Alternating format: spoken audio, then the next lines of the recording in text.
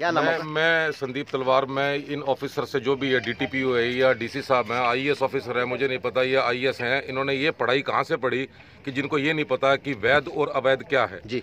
पूरा शहर जो है ये कदीमी शहर है, कम से कम 70-80 साल से ऐसी कॉलोनियाँ बनती आ रही हैं। किसी मलकियत का कोई अगर मालिकाना हक है, अगर उसे अपने किसी बीमारी के लिए, बच्चों की परवरिश के लिए अपनी जमीन बेचनी पड़े तो क्या गुनाह करता है? जी।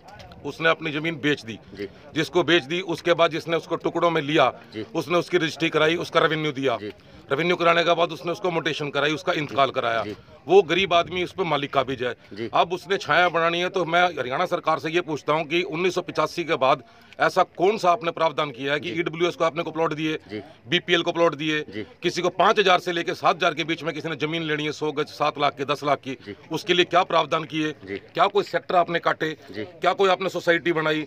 आपने ऐसा क्या प्रावधान किया? और जबकि पॉपुलेशन जो है वो लगभग 20 गुना बढ़ चुकी है। तो डिमांड एंड सप्लाई का फार्मूला है, जरूरत होती है तो गरीब आदमी ऐसी जगह जाता है कि जहां उसको कम बजट के अंदर सुविधा होती है।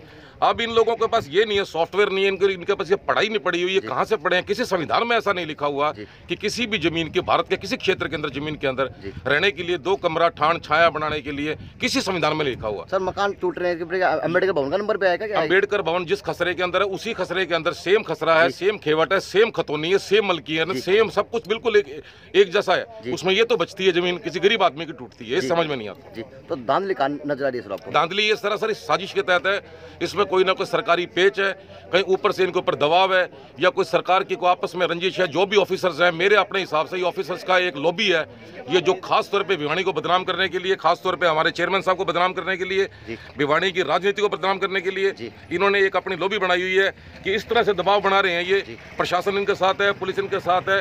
इनके पास कोई भी ऐसा फार्मूला नहीं है जो ये किसी भी आम नागरिक को ये बता सकें कि ये वैध है या अवैध है। मेरा सरकार से ये पूछना है कि एक आम नागरिक को आप ये बताएं कि ये जमीन वैध है और ये जमीन अवैध है। किसके इशारे, अधिकारी के इशारे पे काम? ये आईएएस ऑफिसर को मैं आज भी ये बोलता हूं कि मुझे मेरे साथ खुली डिबेट के लिए मैं तैयार हूं। शहर का कोई क्वालिफाइड, कितना ही क्वालिफाइड ऑफिसर हो, वेदर आईएएस ऑफिसर हो, वेदर एचसीएस ऑफिसर हो, मेरे 5 सवालों का जवाब दे दे, मेरे सामने बैठ करके खुली डिबेट कर ले, चाहे जुडिशियल मजिस्ट्रेट सामने मेरे सामने बैठ जाए, मेरी किसी चीज का जवाब नहीं मिलेगा। आपके पास सवाल है क्या? मेरे पास ये कि इनका कोई सॉफ्टवेयर तैयार किया जाए, सबसे पहले ये बताया जाए कि वैध है या अवैध है। अगर ये अवैध है तो यू शुड प्रोवाइड द वैध कॉलोनीज। आपको वैध कॉलोनी बनानी चाहिए कि आप यहाँ जाओ। एक आम new FTU, first time user कहाँ जाएगा? एक कंज्यूमर जो नया कंज्यूमर है, where he has to go, उसे कहाँ जाना चाहिए, वो कहाँ जाए, ये कौन बताएगा? ये बताएगा डीटीपीओ। 1 2 दूसरा ये है कि अगर कोई लेता भी है, अगर किसी ने अवैध कॉलोनी, इन्होंने सो कॉल्ड अवैध कॉलोनी, अवैध कॉलोनी नहीं है, अगर इनके कहने से अवैध कॉलोनी है, आप उस पर टैक्स लगा दीजिए,